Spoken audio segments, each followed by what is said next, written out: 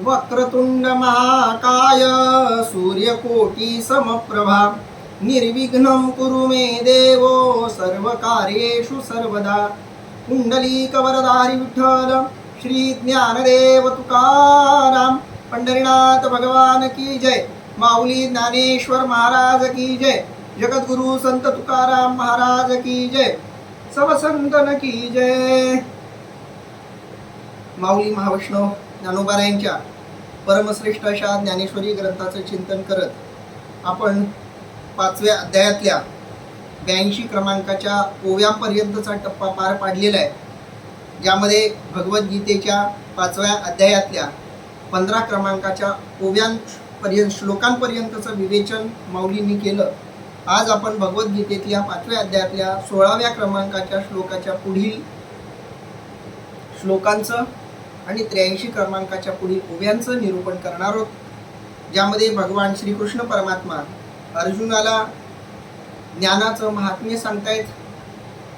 ज्ञानाची प्राप्ती झाल्याच्या नंतर पापाचा कशा प्रकारे नाश होतो या सगळ्याचं वर्णन करताना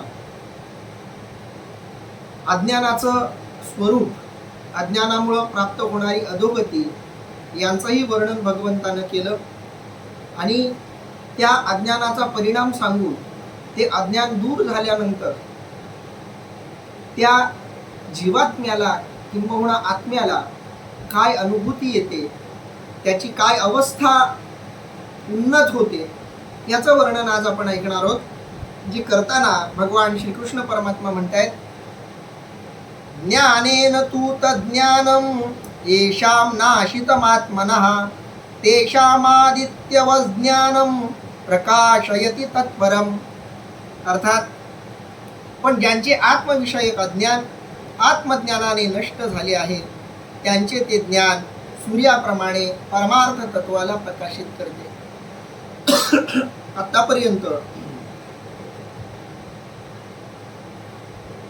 पाप पुण्य यांच्यापासून रहित असलेल्या व्यक्तीचं वर्णन केलं.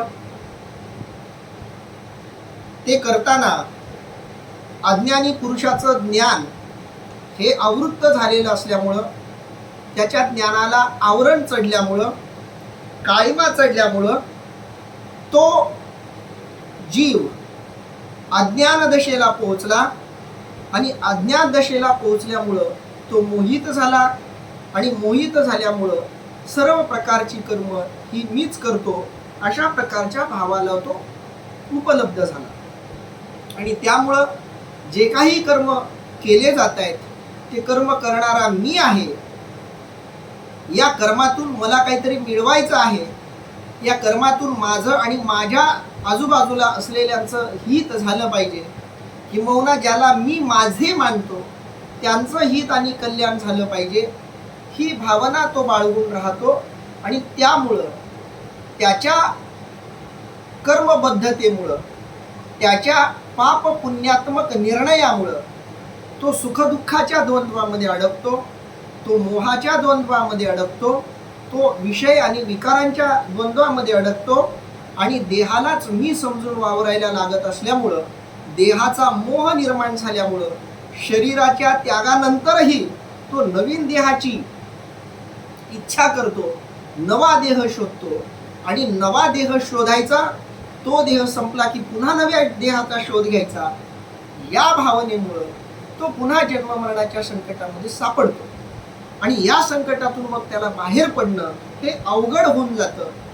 अशा प्रकारचं साधारणपणे अज्ञानी पुरुषाचं जगणं, अज्ञानी पुरुषाचं मार्गक्रमण इथं भगवंतानं माऊलींनी सांगितलं. आता इथं मात्र ज्याला ज्ञान प्राप्ती झालेली आहे, ज्ञान प्राप्तीमुळे ज्याचं अज्ञान नाहीसं झालेलं आहे, आत्म्यावरती अज्ञानाची जी काळिमा चढलेली आहे ती काळिमा ज्यानं ज्ञानानं पुसून टाकली, ज्यानं आत्मज्ञानानं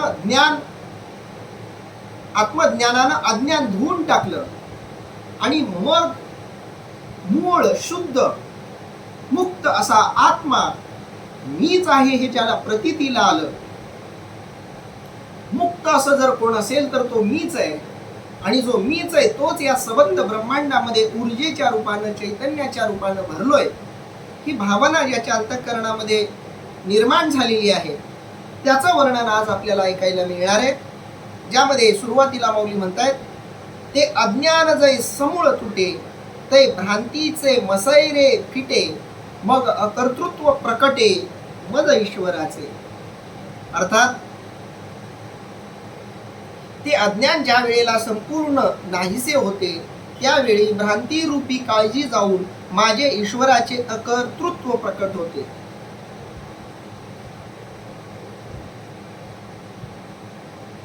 याचे यावत मनुष्य मात्राच्या ठिकाणी मल, विक्षेप आणि आवरण हे तीन मूलतः दोष असतात. मल दोष म्हणजे वेद निषिद्ध कर्म करण्याची इच्छा, विक्षेप म्हणजे मनाची चंचलता, आणि आवरण म्हणजे मी देह आहे ही भावना, किंबहुना मी आत्मा नाही ही भावना म्हणजे आवरण. या तीनही प्रकारच्या दोषानं सामान्य जीव हे बाधित झालेले असतात. मल दोष म्हणजे वेद निषिद्ध कर्माचरणाची प्रवृत्ती. विचारसागर रहस्य नावाच्या ग्रंथामध्ये या दोषांचं सुंदर असं वर्णन सुरुवातीच्या तरंगांमध्ये करण्यात आलेलं आहे. साधकांनी ते तरंग मुळातून जाऊन वाचावेत. त्यामध्ये असं वर्णन आहे की वेद निषिद्ध कर्म करण्याची प्रवृत्ती हा मल नावाचा दोष आहे. अनेकांच्या मध्ये हा दोष असतो. जे करायला सांगितलंय ते करू नये असं वाटतं, जे अनेकांनी करा करा करा असा आग्रह केलेला आहे ते करू नये असं वाटतं, आणि जे करू नका असं सांगितलंय ते मुद्दामून करावं असं वाटतं. पापाचरणापासून दूर राहा, विषयांपासून दूर राहा, शरीराला मी मानू नका, आत्मा हे माझं मूळ रूप हे जाणून राहा, पारमार्थिक क्रिया करा, आराधना करा, साधना करा, भगवत चिंतन करा, नामस्मरण करा, असं सर्व संतांनी सांगितलं, असं सगळ्या सत्पुरुषांनी सांगितलं, असं वेदांनी सांगितलं, असं संत साहित्यानं सांगितलं, असं सगळे गुरु सांगत असतात, गुरुजन सांगत असतात. पण या सगळ्या वेद विहित गोष्टी करू नये असं ज्यांना वाटतं, इथं वेद विहित शब्दाचा मर्यादित अर्थ आपल्याला घ्यायचा नाहीये. एका विशिष्ट नैतिक आचरणाचा स्वीकार म्हणजे वेदविहित कर्म असंही आपण म्हणू शकतो. पण असं आचरण न करता वेद निषिद्ध कर्माचरणाची प्रवृत्ती होणं. आता वेद निषिद्ध कर्म म्हणजे काय? तर जे कर्म करू नका असं संत सांगतात, जे कर्म करू नका असं वेद सांगतात, जे कर्म करू नका असं ऋषीमुनी सांगतात, जे कर्म करू नका असं गुरुजन सांगतायत, आई वडील सांगतायत, सगळं संत साहित्य सांगतायत, हे कर्म करण्याची प्रवृत्ती. म्हणजे जे करा असं सांगितलंय ते करू नये असं वाटतं, जे करू नका असं सांगितलंय ते करावं असं वाटतं. याला आपण मल नावाचा दोष म्हणतो. मग हा मल नावाचा दोष कसा घालवता येईल? तर वेद विहित कर्माचरणाची प्रवृत्ती निर्माण करून स्वतःला त्या कर्मामध्ये प्रवृत्त करणं, ते कर्म करण्यासाठी मनाला तयार करणं, इच्छा नसली तरी हळूहळू का होईना, कमी कमी प्रमाणात का होईना, या पद्धतीच्या कर्माचरणाची सुरुवात करणं आणि त्याच प्रकारच्या कर्माची सवय इंद्रियांना, शरीरांना लागेल या पद्धतीचा प्रयत्न करणं, हा प्रयत्न मल नावाच्या दोषाला घालून टाकतो. तुम्ही सत आचरण करायला लागाल, तुम्ही नैतिक दृष्ट्या चांगलं आचरण करायला लागाल, तर आपोआपच तुमच्यातला मल नावाचा दोष जातो. काहींनी मल नावाचा दोष घालवलाय, पण हा मल नावाचा दोष निघून गेला तरी दुसरा महत्वाचा दोष शिल्लक राहतो, तो म्हणजे विक्षेप नावाचा दोष. हा विक्षेप नावाचा दोष मल नावाच्या दोषापेक्षा थोडा आतला आहे, गूढ आहे, अमूर्त आहे आणि म्हणून पक्का आहे, मजबूत आहे, खट्ट आहे. जितक्या सहजपणे मल नावाचा दोष जातो तेवढ्या सहजपणे विक्षेप नावाचा दोष जात नाही. उलट मल नावाचा दोष त्याचा राहिलेला काही भाग विक्षेप नावाच्या दोषामुळं, मल नावाच्या दोषाच्या निवारणातही अडथळा ठरतो, अडचण करतो. स्पष्ट करून सांगूया आपण हा विषय. वेद, शास्त्र, संत, गुरुजन सगळे सांगतात आराधना करा, साधना करा. मग एखादी व्यक्ती साधना करायला लागली की विक्षेप नावाचा दोष मध्ये मध्ये डोकं वर काढतो. प्रवचनाला बसलं की लगेच मन प्रवचनात लागत नाही, दुसरंच काहीतरी व्यवहारातलं आठवायला लागतं, दुसरीकडेच काहीतरी लक्ष जातं, वेगवेगळ्या विषय वासना मनामध्ये यायला लागतात. जी पवित्रता, जी शुद्धता मनाची असायला हवी ती शुद्धता पकडता येत नाही.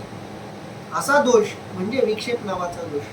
मनाच्या अस्थिरतेमुळं, मनाच्या चंचलतेमुळं हा दोष निर्माण होतो. की भगवंताची मूर्ती डोळ्यासमोर आणायच्या वेळेला भगवंताची मूर्ती सोडून दुसरंच काहीतरी डोळ्यासमोर येतं, दुसरंच काहीतरी आठवतं. जे विचार नको यायला हवेत असं वाटतं तेच विचार वारंवार मनामध्ये यायला लागतात. याला आपण विक्षेप नावाचा दोष म्हणतो. विक्षेप म्हणजे अडथळा, विक्षेप म्हणजे अडचण. भजनी विक्षेप तेची पै मरण, तुकोबाराय म्हणतात. भजनामध्ये अशा प्रकारचा विक्षेप आला की मरणासारखा त्रास साधकांना होत असतो. हातून वाटतं नामस्मरण करायचंय, मन लावून पारायण करायचंय, मन लावून साधना करायची, पण मन साथ देत नाही. मनामध्ये वेगवेगळे विचार यायला लागतात. याला आपण विक्षेप नावाचा दोष म्हणतो. हा विक्षेप नावाचा दोष घालवण्यासाठी आपल्याला वेद विहित निष्काम कर्म करावं लागेल, उपासना करावं लागेल. निष्काम उपासना, कोणतीही भावना न ठेवता भक्ती केली, उपासना केली, निष्काम भावनेनं भगवंताचं नामस्मरण केलं की विक्षेप नावाचा दोष जातो. कर्म आणि साधना या दोघांमध्ये फरक आहे. निष्काम कर्म आणि निष्काम साधना. निष्काम कर्म अनेकांना शक्य होत, पण निष्काम साधना अनेकांना शक्य होत नाही. निष्काम कर्म करणं सोपं आहे तसं, कारण मी जे कर्म करतोय त्या कर्मातून मला जे मिळणार आहे ते जर वेगळ्या मार्गाने मिळणार आहे असा विश्वास असेल तर एखाद्या वेळी व्यक्ती निष्काम कर्म करूही शकते. पण निष्काम उपासना घडणं, कारण उपासक उपासनेकडं काहीतरी मिळावं या भावनेनं वळत असतो. अनेक जण भक्ती, साधना, नामस्मरण, तीर्थयात्रा, भजन, पारायण, कीर्तन काहीतरी मिळावं या उद्देशाने करतात. काहीतरी मिळावं या उद्देशानं जर साधना केली तर त्या साधनेमध्ये विक्षेप नावाचा दोष राहण्याची शक्यता असते. म्हणून निष्काम उपासना करणं हा मार्ग आहे विक्षेप नावाचा दोष घालवण्याचा.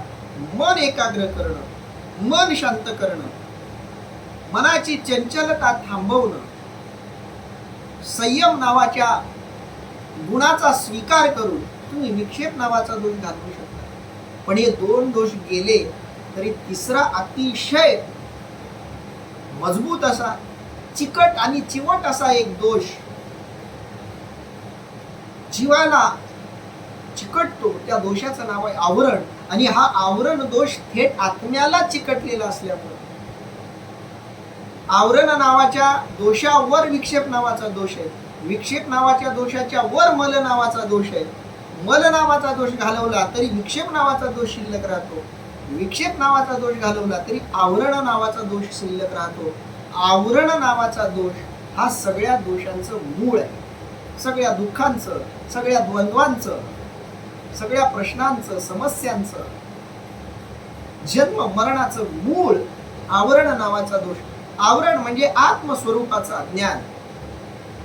मी ब्रह्म ही जाणीव नसणं, मी आत्मा ही जाणीव नसणं, मी देह आहे ही भावना म्हणजे आवरण नावाचा दोष. मी देह आहे, देहाच्या संबंधानं जे काही आहे ते सगळं माझं आहे आणि मी जे करील ते या देहाच्या तृप्तीसाठी करील मी जे काही करील ते माझ्या लोकांच्या भल्यासाठी, हितासाठी करील, ही जी भावना आहे, या भावनेला आवरण नावाचा दोष असं म्हणतात. आत्मस्वरूपाचा अज्ञान. आणि आत्मस्वरूपाचा ज्ञान आत्मज्ञानानं जाते.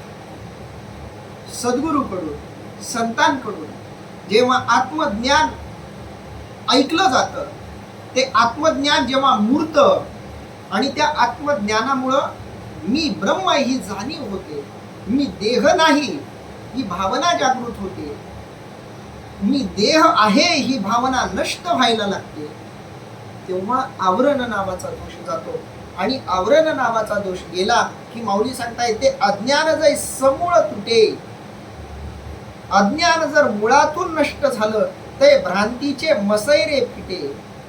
भ्रांती, मोह याची जी काजळी या आत्म्याला लागलेली असते ती काजळी फिटते, नष्ट होते, निघून जाते.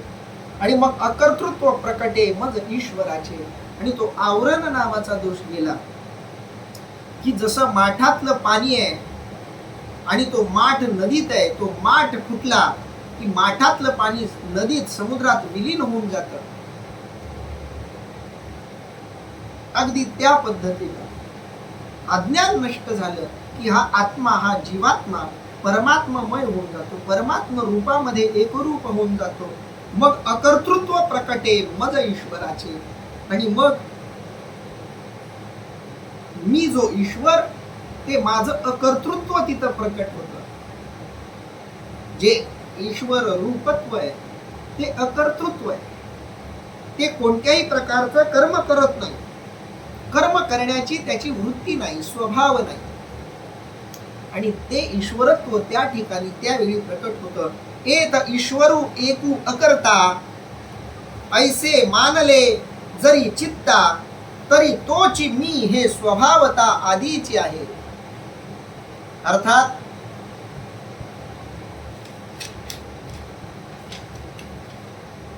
या ठिकाणी ईश्वर एकच आहे असे जर बुद्धीला पटले तर त्याचे व माझे स्वभावतः मूळ एकच आहे.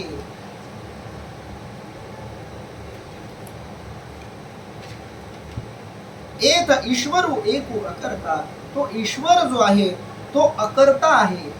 तो जसा अकर्तृत्ववान आहे तसाच तो अकर्ता सुद्धा आहे, कारण तो करत काहीच नाही. ऐसे मानले जरी चित्ता, असं मानलं जरी, अजून अनुभवाला आलं नाहीये पण मानलं जरी, तरी तोची मी हे स्वभावता आधीची आहे. तो परमात्मा, तो ईश्वर या जीवात्म्याला भेटतो असं जरी आपण म्हणत असलो तरी ही सुद्धा शब्दांची मर्यादा आहे. तिथं आपणच आपल्याला भेटत असतो. याच्या संदर्भात काही उदाहरणं अनेक लोकांनी दिलेली आहेत. या आवरण नावाच्या दोषाचं चिंतन मांडताना एक उदाहरण असं दिलं गेलंय की एक 10 जण आहेत. ते 10 जण कुठंतरी निघाले की एका विशिष्ट जागी पोहोचले. मग पोहोचल्यानंतर आपण घरातून निघालो तेव्हा 10 जण होतो.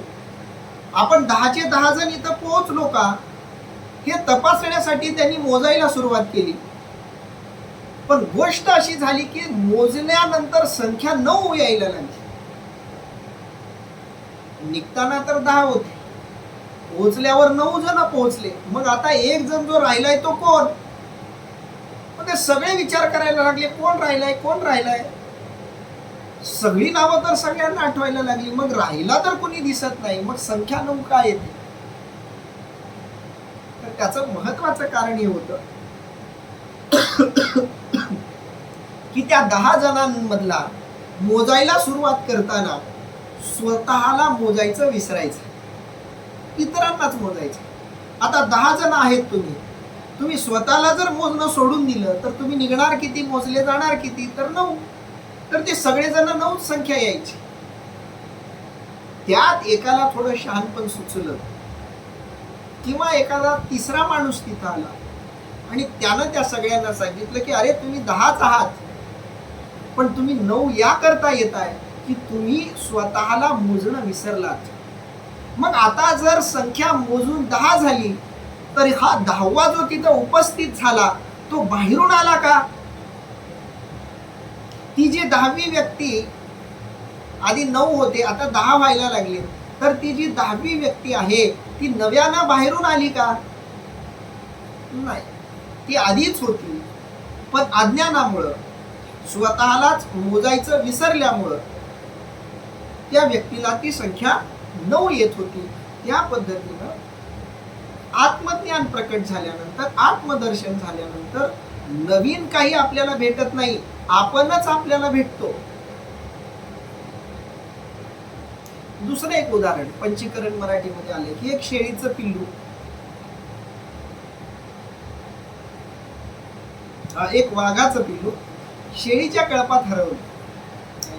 शिकार करता करता वाघाचं छोटस पिल्लू शेळीच्या कळपात आलं. छोटस पिल्लू, गोंडस असं, लहान असं, निरागस असं शेळीच्या कळपात आलं, चुकून आलं. त्या शेळ्यांनी विचार केला की याच्यापासून तर आपल्याला काही धोका नाही, कारण वाघ मोठा झाल्यावर आपल्याला खाईल. याचे तर अजून दातही तितके व्यवस्थित आलेले नाहीत, याला अजून नीट चालता येत नाही, पळता येत नाही, हा आपली तर शिकार करू शकत नाही, मग याला सांभाळायला काय हरकत आहे, याला कशाला सोडून द्या. म्हणून त्या वाघाच्या पिलाला, बछड्याला, त्या छावाला या शेळ्यांनी आपल्या कळपात ठेवलं. त्या शेळ्यांचा जो मालक होता त्याने विचार केला की ठीक आहे, जोपर्यंत आपल्याला त्याच्यापासून काही त्रास नाही तोपर्यंत त्याला कळपात ठेवायला काय हरकत आहे. तर तो वाघ त्या कळपात, शेळ्यांच्या कळपात राहायला लागला. आता शेळ्यांबरोबर राहायला लागल्यामुळे तो शुद्ध शाकाहारी झाला. शेळी शाकाहारी असते, तिच्यामुळे लोक मांसाहारी बनले हा विषय वेगळा, पण शेळी शाकाहारी असते, पाला वगैरे खाऊन ती बिचारी जगते. तर तो वाघही शाकाहारी झाला.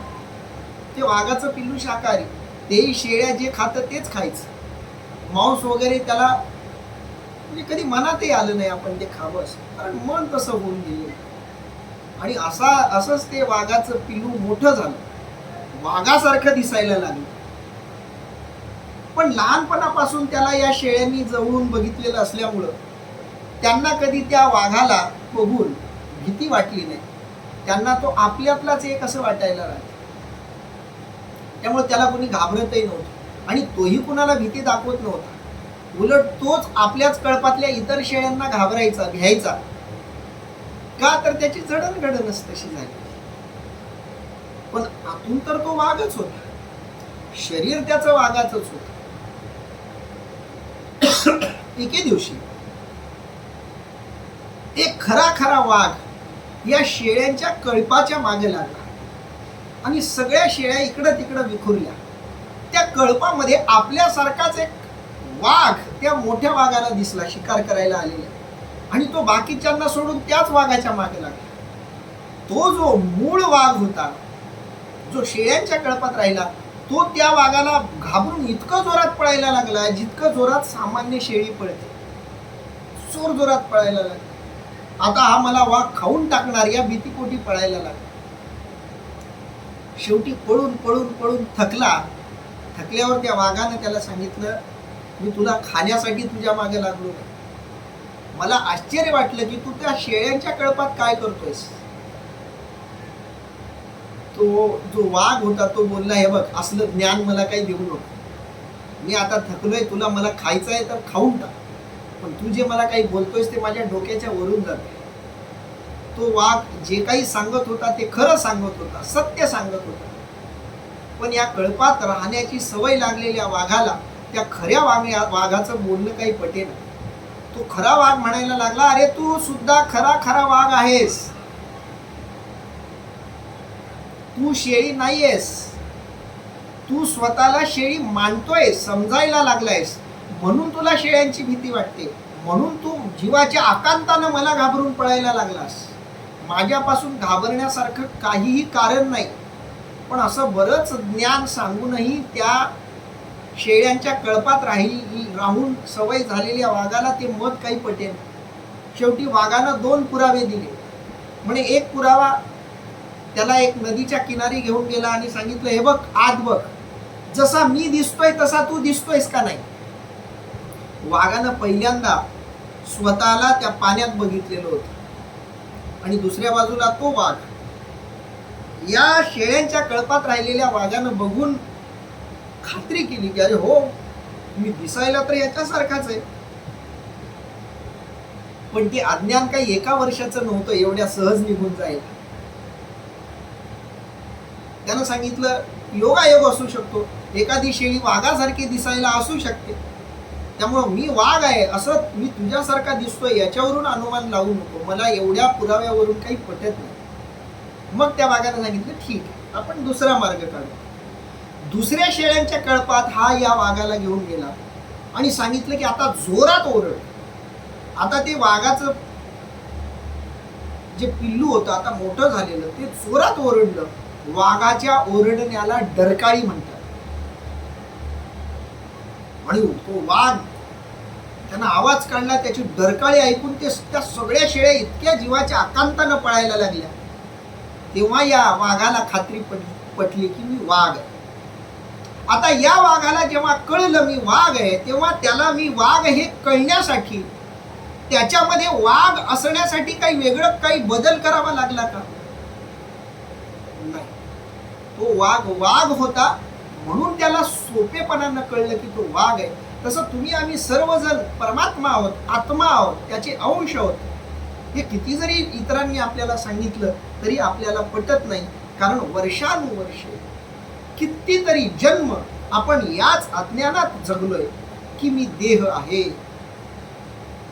म्हणून या देहाचं आवरण, देहाचं अज्ञान काही केल्या फिटत नाही. मग सद्गुरू, संत, ग्रंथ आपल्याला सांगतात की तू ब्रह्मरूप आहेस, तू त्या परमात्म्याचा अंश आहेस. आणि जेव्हा ते आत्मज्ञान प्रकट होतं, अज्ञान नष्ट होतं, तरी तोच मी हे स्वभावतः आधीचे आहे, हे काही नव्यानं निर्माण केलेलं नाही, आधीचे आहे. ऐसेनी विवेके उदो चित्ती तयासी भेदू कैचा त्रिजगती देखे आपुलिया प्रतिती जगची मुक्त. अर्थात अशा विचारांचा उदय ज्याच्या चित्तात झाला आहे त्याला त्रैलोक्यात भेद कुठे, तो आपल्या अनुभवाने त्रैलोक्य मुक्त आहे असे पाहतो. अर्थात जो परमात्म रूप झाला, परमात्ममय झाला, तो आपोआपच परमात्म्याच्या सर्व गुणांनी युक्त झाला. आणि तो परमात्मा कसा आहे? अभेद असा आहे. ऐसेनी विवेके उदो चित्ती, असा विवेक ज्याच्या चित्तामध्ये जागृत झाला, जन्माला आला, निर्माण झाला, जागृत झाला. तयासी भेदू कैचा त्रिजगती, त्याला सगळ्या जगामध्ये मीच आहे, माझ्याशिवाय या जगात दुसरं काहीही नाही, ही अभेद भावना त्याच्या चित्तामध्ये निर्माण होते. आणि त्यामुळं देखे आपुली प्रतीती जगची मुक्त. आणि मग त्याला स्वतःच्या अनुभवावरून कळतं की माझ्याप्रमाणे हे सगळं जग मुक्त आहे. बंधन या जगात कशालाच नाही, सगळं मुक्त आहे. जे स्वतःला बंधनात मानतात, जे स्वतःला बद्ध मानतात, जे स्वतःला अमुक्त मानतात, ते त्यांचं अज्ञान आहे. हत्तीच्या पिलाला लहानपणी एक छोट्याशा दोरीनं बांधलं जातं. लहान असताना हत्तीचं पिल्लू ते दोरी किंवा ते बारीक असं साखळदंड तोडण्याचा भरपूर प्रयत्न करतं, पण ते साखळदंड त्याला काही तोडता येत नाही. आणि मग ते विसरून जातं ते साखळदंड तोडायला. आणि मग तो हत्ती कितीही जरी मोठा झाला तरी तो साखळदंड तोडण्याचा कोणताच प्रयत्न करत नाही, पण त्याच्या मनात एकदा पक्क बसून गेलेलं असतं की हे साखळदंड मी तोडूच शकत नाही. हे मनानं पक्क केल्यामुळं लहानपणी वापरलं गेलेलं साखळदंड, त्याच आकाराचं साखळदंड मोठ्यातल्या मोठ्या हत्तीलाही थांबवण्यासाठी त्याच्या पायाला बांधलं जातं.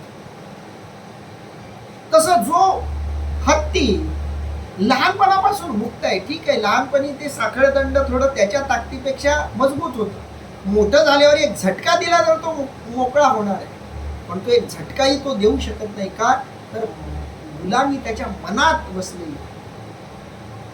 जेव्हा फ्रेंच राज्यक्रांती झाली तेव्हा एक अद्भुत घटना जगानं बघितली. फ्रेंच राज्यक्रांतीनंतर त्या फ्रेंच मधले जे काही कैदी होते त्यांना जेलमधून सोडवण्यात आलं होतं, मुक्त करण्यात आलं होतं. त्यांना सांगितलं की आता तुम्ही जेलमध्ये राहू नका, कारण आता क्रांती झालेली आहे, आता राज्यशाही संपलेली आहे, आता लोकांचं राज्य आलेलं आहे, आता साम्यवाद येणार आहे, तुम्ही आता मुक्त आहात, तुम्ही जा आता तुमच्या घरी. आश्चर्याची गोष्ट अशी की त्यातले काही कैदी असे होते की त्यांना जन्मठेप झालेली असल्यामुळं त्यांच्या पूर्ण गळ्याच्या भोवती ते साखळदंड तसेच लावलेले होते. खूप कष्टानं ते साखळदंड तोडण्यात आले आणि त्यांना मोकळं करण्यात आलं. तेव्हा आश्चर्याची गोष्ट अशी घडली की अनेक कैदी लगेच संध्याकाळी त्या जेलमध्ये येऊन बसले. त्यांनी सांगितलं आम्हाला घरी राहायचं नाही, आम्हाला जेलमध्येच जगायचं, कारण सवय लागलेली त्या जेलची. अनेक कैद्यांनी तर ते तोडलेले साखळदंड पुन्हा अंगाला बांधून घेतले. त्यांनी सांगितलं की या साखळदंडाची आम्हाला इतकी सवय लागली की आम्हाला आता मोकळी राहावंसं वाटत नाही. अनेक कैद्यांनी तर आत्महत्या केली की आम्हाला घरीही राहावं वाटत नाही, इथं तुम्ही घेत नाही. अशी भयंकर घटना घडली. का? गुलामाची सवय लागली की मुक्तताही बाधा वाटायला लागली. तसं या जीवात्म्याला एवढी भेद मानण्याची, स्वतःला देह मानण्याची सवय लागली की तो स्वतःला देहापेक्षा वेगळा मानूच शकत नाही, स्वीकारूच शकत नाही. पण ज्याचं हे अज्ञान संपलं त्याला मात्र प्रतीती येते की माझ्याप्रमाणे हे सगळं जग मुक्त आहे. जैसी पूर्व दिशेच्या रावळी उदया येताची सूर्य दिवाळी, की एरी ही दिशा दियेची काळी काही मान आहे. अर्थात पूर्व दिशेच्या घरात सूर्योदय होताच इतर दिशांचाही अंधार जाऊन जशी प्रकाशाची सर्व ठिकाणी दिवाळी होते, त्याप्रमाणे माऊलीने खूप सुंदर उदाहरण दिले. सूर्य उगवतो पूर्वेकडं, पण सूर्य पूर्वेकडं उगवला तरी पश्चिम दिशा कोणतीही दिशा असो, सगळ्या दिशा सूर्याच्या प्रकाशानं उजळून जातात. सूर्य पूर्वेला उगवला म्हणून पूर्वेचीच दिशा प्रकाशमान होते असं नाही, सर्व दिशा प्रकाशमान होतात. तसं आत्मरूपता कोणत्याही क्षणी कुठूनही कधीही प्राप्त हो, त्याच क्षणी मी परमात्मा ही जितकी अनुभूती येते तितकीच अनुभूती सगळं जग परमात्मा आहे ही येते. सगळं जग परमात्ममय आहे ही अनुभूती त्याच क्षणाला येते. जैशी पूर्व दिशेच्या रावळी, रावळी म्हणजे घरी, पूर्व दिशेच्या रावळात, पूर्व दिशेकडून उदया येताची सूर्य दिवाळी, सूर्य उगवला की सगळीकडे दिवाळीच दिवाळी, की एरी दिशा दियेची काळी काळीमान आहे, आणि त्याच वेळी इतर दिशांची ही काळीमा कायमची निघून जाते. अगदी त्या पद्धतीनं आत्मज्ञान प्राप्त झाल्यानंतर सगळं जग ब्रह्मरूप आहे, मी ब्रह्मरूप आहे, सगळं जग मी आहे, मीच ब्रह्मांड नायक आहे, ही अनुभूती, हा अनुभवही त्याच क्षणाला येतो. पुढे भगवंत काय म्हणतात बघा, तद्बुद्धयस्तदात्मानस तन्निष्ठास्तपरायणः गच्छन्त्य पुनरावृत्तिं ज्ञाननिर्धूर्त कल्मषः. अर्थात सर्वत्र ब्रह्मात्म दृष्टी असणारे, परमात्म प्रतीती असणारे, ब्रह्मस्थिर वृत्तीवान आणि अद्वितीय आत्मपरायण अशा प्रकारे ज्ञानाने संपूर्ण पापाचा क्षय झालेल्या पुरुषांना पुन्हा संसार प्राप्त होत नाही. एकदा अज्ञान नष्ट झालं तर कितीही प्रयत्न केला तर पुन्हा अज्ञान ग्रसित करू शकत नाही. अज्ञानाला परमात्म्यानं जीवात्म्यावर एकदाच आपलं गारुड निर्माण करण्याची परवानगी दिलेली आहे. कारण भगवंतानं स्वतः एकदा मायेचा स्वीकार केलेला आहे. एकदा मायेचा स्वीकार केला की मायेच्या काही गोष्टी मान्य कराव्या लागतात. म्हणून प्रत्येक जीवात्म्याला एकदा अज्ञानाचा सामना करावा लागतो. प्रत्येक निर्गुण निराकार परमात्म स्वरूपाच्या अंशाला एकदा आकाराला यावं लागतं. पण तो एकदा आलेला आकार वारंवार आकाराला येण्याच्या लायक बनतो, अधपतित होतो, आणि म्हणून तो परमात्म रूपापासून पारखा होतो.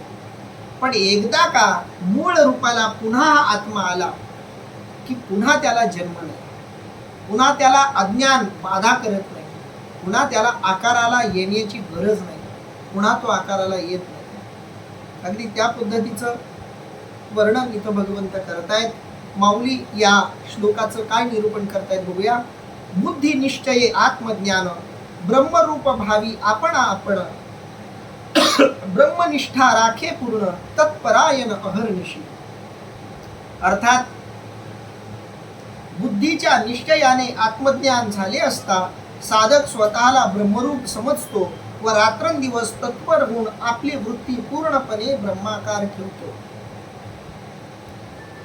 नवीन नवीन आत्मज्ञान झाले, नव्यानं कळलंय मी देह नाही, नव्यानं कळलंय मी आत्मा आहे.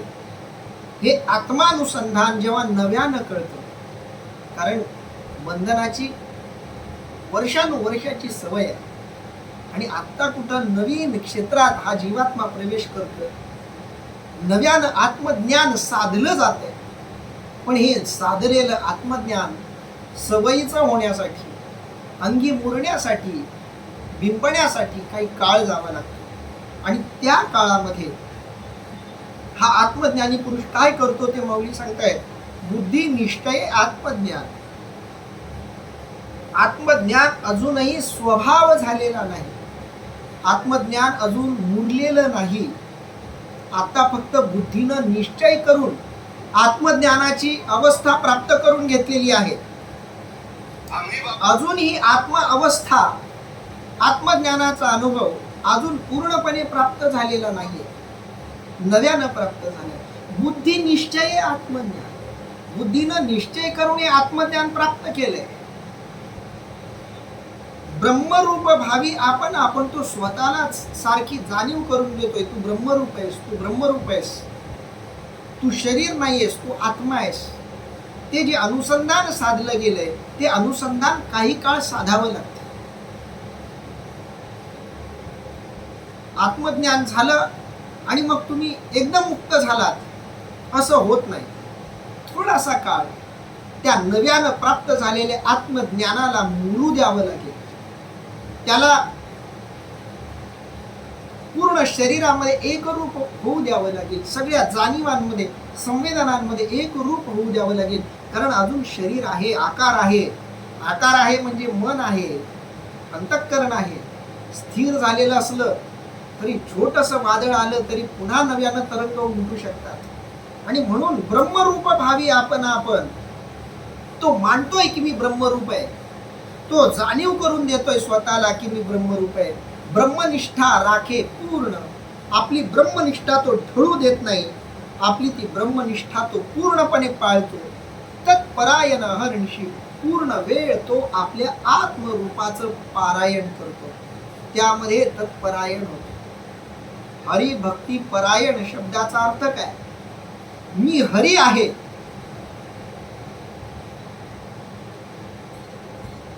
मी जोपर्यंत हरी आहे ही भावना पूर्णपणे बिंबत नाही तोपर्यंत मी हरिभक्त आहे.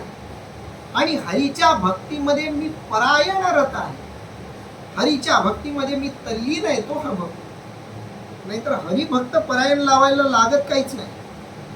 कीर्तन प्रवचन केलं की आपण थोडं ह भ प लावायची सवय लावून घेतो, पण ती सवयही गरजेची आहे. कारण ती उपाधी आठवण करून देत असते की तू इतरांसारखा नाहीयेस, तू ह भ प आहेस, म्हणजे तू हरिभक्ती परायण आहेस. तू हरीच्या भक्तीत परायण राहिलं पाहिजे, हरीच्या भक्तीत रत राहिलं पाहिजे, याची आठवण ती उपाधी करून देते.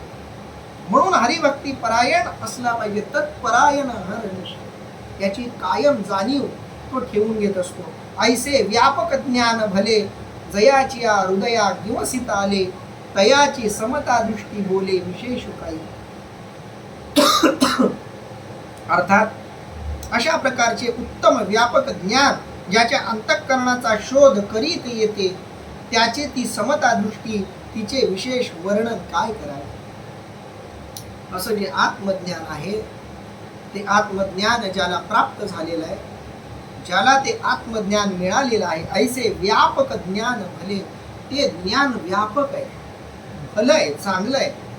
जयाची हृदया घेवसित आले, ज्याच्या हृदयामध्ये ते ज्ञान आलं ते ज्ञान ज्याला शोधत आलं, भाग्य लागतं ते ज्ञान मिळायला. त्या जगामध्ये करोडो जीव आहेत, ज्या जीवांना मी परमात्मा ही अनुभूती दूर दूर पर्यंत नाही, दूरपर्यंत त्यांचा या आत्मानुभवाशी संबंध नाही. अशा करोडो जीवांमध्ये एखादा आस्थेच्या महापुरी रिघतात कोटीवरी, परिप्राप्तीच्या पैलतिरी विपाईला निघे. अनंत लोक, कोट्यवधी जीव या आस्थेच्या महापुरात, भ्रांतीच्या महासागरात, मोहाच्या महापुरात वाहून जातात. एखाद्याला त्यातल्या आत्मज्ञान प्राप्त होतं, आत्मज्ञान त्याला शोधत येतं. जयाची हृदया निवसित आले, शोधत शोधत ते आत्मज्ञान त्याच्यापर्यंत आलं. तयाची समता दृष्टी बोले विशेष काही, आणि त्याला समता दृष्टी प्राप्त होईल. यात काय विशेष आहे? सहज आहे, स्वाभाविक आहे की त्याची दृष्टी समतामय होणं. एक आपण पाची जैसे ते देखती विश्व तैसे, हे बोलणे कायसे नवलू येत. अर्थात स्वतःप्रमाणेच ते सर्व जगाला ब्रह्मरूप समजतात, असे बोलण्यात काय मोठे आश्चर्य. मीच देव आहे, मीच परमात्मा आहे, हा एकदा अनुभव आला की आपण पाची जैसे ते देखती विश्व तैसे, ते जसं स्वतःला बघतात तसंच ते जगाला बघतात. माझ्यात ब्रह्मांड आहे, ब्रह्मांडात मी आहे, ब्रह्मांड रूप मी आहे, मी रूप ब्रह्मांड आहे, ही भावना त्यांच्या मनात, त्यांच्या अंतःकरणात कायमची बिंबवली जाते. आणि असं दिसणं, याच्यात कौतुक काय? पाण्याचा थेंब पाण्यात पडल्यावर, समुद्रात पडल्यावर समुद्रमय होऊन जातो. तो स्वतःला समुद्र समजायला लागतो, मानायला लागतो. यात नवल काय? सहज स्वाभाविक गोष्ट आहे ती. या जगात जी ऊर्जा आहे, ती ऊर्जा जर अभिन्न असेल तर त्या ऊर्जेशी एकरूप झालेला ऊर्जावान जो आहे तो सगळीकडे स्वतःला का नाही बनवत? अगदी त्या पद्धतीने आपण पाहाचे जैसे ते देखती विश्व तैसे, त्याच्यामध्ये कोणत्याही गोष्टीचं नवल नाही. हे बोलणे नवल काय असेल? नवलू येथ परी दैव जैसे कवतिके, कहीची दैन्य न देखे, का विवेकू हा नोळखे भ्रांती तेचे. माऊली पुन्हा दृष्टांत देऊन हे स्पष्ट करतायत. ज्याप्रमाणे भाग्य कौतुकाने सुद्धा दारिद्र्य पाहत नाही, किंवा विचार ज्याप्रमाणे भ्रांतीला ओळखत नाही, माऊलींनी दोन दृष्टांत इथे दिलेत. परी दैव जैसे कवतिके, दैव शब्दाचा अर्थ आहे भाग्य, सौभाग्य, नशीब. परी दैव जैसे कवतिके, कहीची दैन्य न देखे, ज्याचं नशीब उजळलेलं आहे, जो भाग्यवान आहे तो दारिद्र्य बघतच नाही. तो कुठेही जाईल तर तिथं श्रीमंत होऊनच राहील. तो झोपडीत जाईल तर झोपडीला महाल करून टाकेल. भाग्य हाताशी असल्यावर काय लागतं? जसं सौभाग्याला दारिद्र्य दिसत नाही, भाग्यवानाला दारिद्र्य दिसत नाही. का विवेको हा नोळखे भ्रांती ते जेवी, भ्रमाला, भ्रांतीला, मोहाला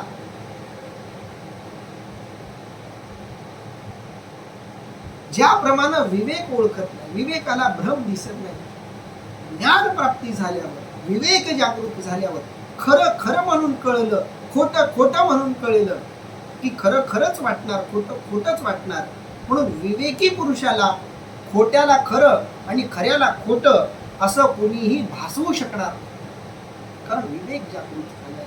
ज्याच्याकडे विवेक नाही त्याला तुम्ही वेड्यात काढू शकता, त्याला तुम्ही खरं खोटं म्हणून सांगू शकता, खोटं खरं म्हणून सांगू शकता. ज्याला भ्रांती आहे तो खऱ्याला खोटं मानू शकतो, खोट्याला खरंही मानू शकतो. पण ज्याचा विवेक जागृत झालाय तो कधीही खोट्याला खरं मानणार नाही आणि खऱ्याला खोटं मानणार नाही. तो खऱ्यालाच खरं मानणार आणि खोट्याला खोटंच मानणार. अगदी त्या पद्धतीनं का विवेकू हा नोळखे भ्रांती ते जेवी, भ्रांतीला, भ्रमाला तो कधीही ओळखत नाही. ना तरी अंधकाराची वाणी, जैसा सूर्यो न देखे स्वप्नी, अमृत नायके कानी मृत्यू कथा. पुन्हा माऊलींनी जुने दृष्टांत दिले, नव्या संदर्भात दिले. काय म्हणतायत माऊली? अथवा अंधकाराचे स्वरूप सूर्य स्वप्नात देखील पाहत नाही किंवा अमृताला मृत्यूची कथा ऐकण्यास मिळत नाही. मी मागे एकदा ही गोष्ट सांगितली, माऊलींनी दृष्टांत दिला तेव्हाच, की सूर्याबद्दल अंधारानं तक्रार केली देवाकडं, की देवा त्या सूर्याचा काहीतरी बंदोबस्त करा, कारण हा सूर्य जिथं जिथं जातो तिथून तिथून मला हाकलून लावतो, पळून जावं लागतं मला तिथून. हा आला की लाटखानासारखा येतो आणि मला पळून जावं लागतं. असं काहीतरी करा की तो आला की मला असं पळून जाण्याची वेळ येणार. देवानं सांगितलं, ठीक आहे, तुझी इच्छा पूर्ण करतो, फक्त एकच अट आहे, तू त्या सूर्याला तुझ्या समोर असं आमने सामने घेऊन ये. तुम्ही दोघं असे एकाच वेळी माझ्यासमोर उभे राहाल तर दोघांनाही प्रश्न करून दोघांचंही मन जाणून घेऊन मी योग्य तो निर्णय घेईल आणि सूर्याला तू म्हणशील तशी शिक्षा केली. आता अंधार सूर्याला बघायला गेला तर अंधाराला सूर्य किंवा उजेड दिसेल का? अंधाराला सूर्य दिसणं शक्य नाही. अगदी तसंच सूर्याला अंधार दिसणं शक्य नाही. सूर्य अंधाराला शोधायला गेला तर सूर्याला अंधार दिसणं शक्य नाही. अगदी त्या पद्धतीनं ना तरी अंधकाराची वाणी शब्दाचा अर्थ इथे दिलाय स्वरूप. अंधकाराचं स्वरूप जैसा सूर्य न देखे स्वप्नी, स्वप्नातही सूर्य अंधाराला बघू शकत नाही, कारण स्वप्न तेच येतं जे तुम्ही जागृत अवस्थेत कधीतरी बघितलेलं असतं. स्वप्न आपोआप तयार होत नाहीत. तुम्ही जागृत अवस्थेत जे बघता आणि जे बघून त्याची मनात कल्पना करता, ते प्रत्यक्ष बघितलेलं आणि त्याची मनात केलेली कल्पना यांच्या संमिश्रणातून, यांच्या एकरे रूपतेतून स्वप्न जन्माला येतात, स्वप्नातल्या प्रतिमा जन्माला येतात. म्हणून सूर्याला कधी प्रत्यक्ष अंधार दिसलाच नाही तर त्याला स्वप्नातही अंधार कसा काय दिसेल? म्हणून स्वप्नात सुद्धा सूर्य अंधार बघू शकत नाही. किंवा अमृत नायके कानी मृत्यू कथा, अगदी त्याच पद्धतीनं अमृताला मरण माहिती नाही, कारण अमृत आलं की मरण संपलं. जिथं अमृत तिथं मरण गायब. हे असो समतापू कैसा चंद्रू न स्मरे जैसा, भूती भेदू नेनती तैसा ज्ञान येते. अर्थात चंद्राला उष्णतेचे स्मरण देखील जसे होत नाही त्याप्रमाणे ज्ञानी पुरुषांना जगतात भेद दिसत नाही. चंद्र त्याला उष्णतेचं स्मरण करण्याची गरजच नाही, कारण जेव्हापासून चंद्र जन्माला आला तेव्हापासून तो उष्णता रूपच आहे. तो सूर्याची ऊर्जा स्वतःमध्ये शोषित करून घेतो, ती सगळी ऊर्जा तो स्वतःमध्ये सम्मिलित करून घेतो आणि म्हणून तो प्रकाशित होतो. चंद्र सूर्याच्या प्रकाशानं प्रकाशित होतो. म्हणून त्या चंद्राला उष्णतेचं स्मरण होण्याची गरज नाही, आठवण करण्याची गरज नाही की मला उजेड मिळावा, कारण सूर्याचा प्रकाश त्याच्यावर कायमचा पडतो. रात्रीच्या वेळेला आपल्याला चंद्राचा प्रकाश का दिसतो? तर तेव्हा सूर्य उलट्या दिशेला असतो आणि चंद्र सूर्याच्या आणखी उलट्या दिशेला असतो, म्हणून आपल्याला चंद्राचा प्रकाश दिसतो. पौर्णिमेला चंद्र आपल्याला पूर्ण दिसतो, कारण ग्रहांची रचना स्थिती अशी झालेली असते की चंद्राचा पूर्णच्या पूर्ण प्रकाश पृथ्वीवर पडतो, म्हणून आपल्याला चंद्राचं चांदणं प्रकाशमान वाटतं. पण चंद्राला सूर्याचा प्रकाश कायमचा मिळतो, त्याला उष्णता कायमची मिळते. ज्याप्रमाणे चंद्राला उष्णतेचं स्मरण करण्याची गरज नाही, अगदी त्या पद्धतीनं भूते भेदून नेनती तैसा ज्ञानी येते. अगदी त्या पद्धतीनं ज्ञानी पुरुषाला भेद दिसत नाही. अमृताला मृत्यू दिसत नाही तसा आत्मज्ञानी पुरुषाला भेद दिसत नाही. सूर्याला अंधार दिसत नाही तसा आत्मज्ञानी पुरुषाला भेद दिसत नाही. सूर्याकडं प्रकाश कायमचा आहे त्या पद्धतीनं अभेद अवस्था आत्मज्ञानी पुरुषाच्या ठिकाणी कायमची आहे. विवेकी पुरुष भ्रांती ओळखतो, त्या पद्धतीनं तो आत्मज्ञानी पुरुष आत्मज्ञानी महात्मा सबंध जगत समता रूपाने पाहतो, अभेद रूपाने पाहतो.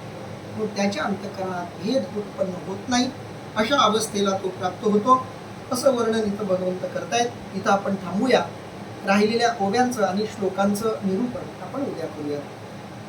कुंडली कवरदारी विठ्ठल श्री ज्ञानदेव तुकाराम पंढरीनाथ भगवान की जय. माऊली ज्ञानेश्वर महाराज की जय. जगद्गुरु संत तुकाराम महाराज की जय. सब संतन की जय.